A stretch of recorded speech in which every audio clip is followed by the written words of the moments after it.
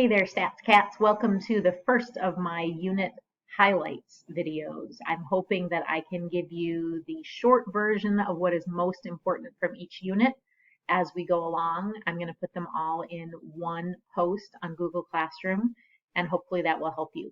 Don't forget that AP now also has lots of videos for material spanning all through the year, and they are from teachers who have shared their resources from throughout the country. I think that they should be very good. I would just say don't worry about units 8 and 9, which are our chapters 25 and 26, because that won't be on the AP exam. But if when you are done watching this highlight, you feel like, oh, but I wish there was more, first of all, let me know and I'll be happy to do what I can. But second of all, if you go to the AP College Board website, you can find lots of good stuff there too. Okay, without further ado, you may want to grab your calculator so that you have it handy. I am going to show you a couple of calculator tricks within each video, and hopefully that will help. So in chapters 1 through 4, which was our first unit, it had one test covering all 4 chapters. We talked about the W's, who, what, why, where, when, and how. Really, that was just a way for you to kind of get into the idea of looking for details and what the different variables would be, then determining whether your variables were quantitative or categorical. Quantitative variables must be numbers, and really they answer the question, how many or how much? Eventually we would be able to find the average number of whatever that variable was. If it is categorical, then you have something like what state do you live in? What's your favorite baseball team? What's your favorite type of potato? Fried, mashed, in a chip, sauteed, that kind of thing. If you ever wanted to go ahead and make a graph so that you can display your data, categorical graphs usually are made from either pie charts or bar graphs, whereas quantitative data have lots of choices. There's the histogram, which is a cousin to the bar chart, except that the bars are all right next to each other with no spaces in between. And they are based on the idea that you have kind of like an x-axis on the bottom, so it all goes from small numbers to big numbers. There's also the stem plot or stem and leaf plot, the box plot, and the dot plot. In the calculator, you can see all of these, and we're going to do that in a minute. Graphs are a great way to be able to display a distribution, and you can look at the graphs then to explain, and we have 4 major characteristics of a distribution. That's something that you want to make sure to tackle when asked, and that is right here a little further down on the chart. When you are asked to describe a distribution, make sure to touch on all 4 of these: shape, center, spread, and outliers.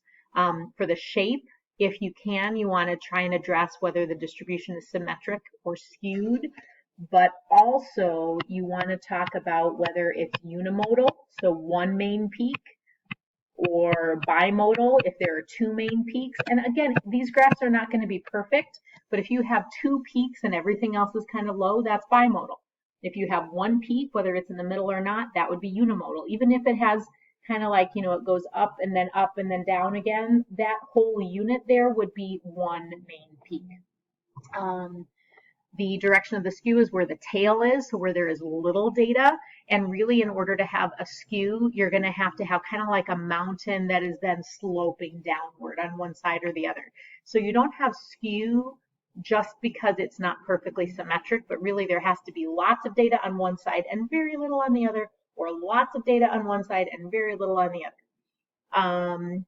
In addition, center usually is going to be the mean if you have a symmetric graph, and the median if you have a skewed graph.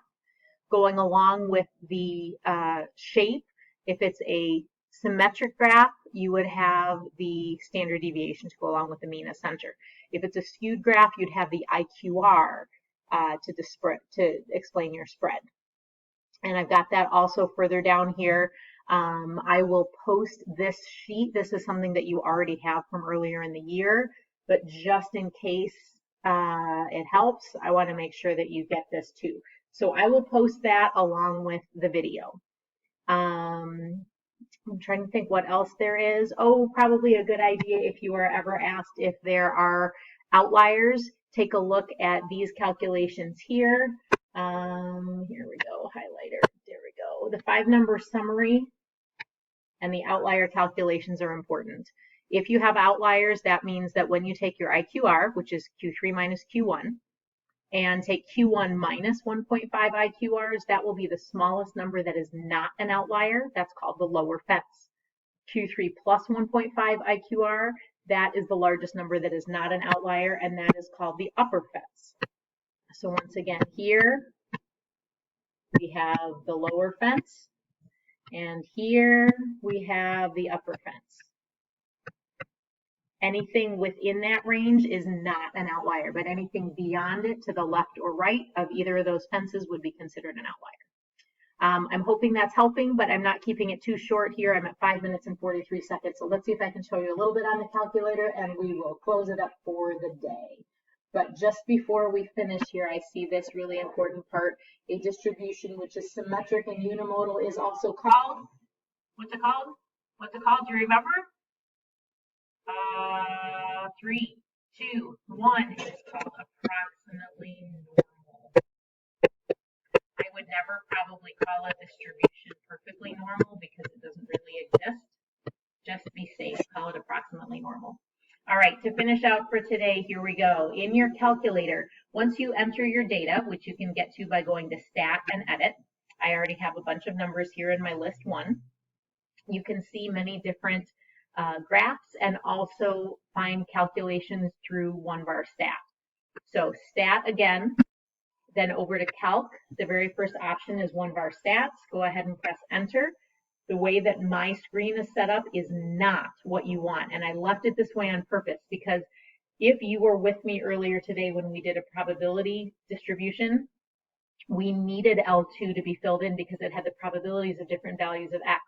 If all you want is information about one list, you must not have this L2 in here. It will give you the wrong information, and worse than that, it won't tell you that it's giving you the wrong information. So when you only have one list of data that you're interested in your calculator, please make sure that that is the only list name that you see right here. In this case, it's L1. I'm going to leave frequency list blank, go to calculate, and you have all this information. X bar here at the top is your sample mean. You don't need the next two. Sx is your sample standard deviation. That's the one that you want every single time that there's a number in there. In the case of the probability distribution model that we did earlier today, this was blank. And when this is blank, then and only then do you pick the sigma x. So once again, X bar is your sample mean. Fx is your sample standard deviation. Skip the sigma x unless it's the only choice you have. N equals 11 means that I've got 11 numbers in there. And then from here, I can keep on using my down arrow and I will see all the elements of my 5-number summary. Min x, that's the minimum, first quartile, median, third quartile, and maximum. So that all is your guide to OneVar Stats. Last but not least, if you go to see your different plots, second y equals in stat plot, you've got some choices. Go ahead and click enter. Your very first option here is a scatter plot, which is nice, but not really pertaining to this particular unit. Scoot over here, and this shows the different trends. Again, not really helpful. Next, or nothing that I would recommend that we would be using. Histogram is good if you're interested, although it's nice for you to be able to make your own by hand. I bet on this year's AP exam, they will give you a graph and ask you questions about it rather than you making your own. Next, modified versus regular box plots. The modified box plot is different because it shows outliers by dots. And then last but not least, again, not really for this unit, but eventually if you wanted to know if a distribution is approximately normal, go ahead and select this last one, which is your normal probability plot. If that graph is if that graph is linear, that means that your data would be approximately normal. So hopefully this helps. The last but not least thing is if you go back to stat and you notice that we have under edit sort A and sort D, that allows you to sort your data. I'm going to press enter just to show you that my list 1 is not in numerical order. It goes 0, 1, 2, 2, 4, 3, 1. No, that's not in any particular order. But if you go to stat and then to sort A, option 2, and then tell it what list you want. So I'm going to go to L1, close up the parentheses, press enter. It says that it's done. And certainly when we go back into stat edit, look at what it did. It reorganized those numbers for us. Now that might not be especially exciting right now, except if you ever have to make a graph on your own, this is a nice way to sort the data. I hope that that helps. Hey, I'm under 10 minutes, so I'm going to say bye for now. Take care and have a great day.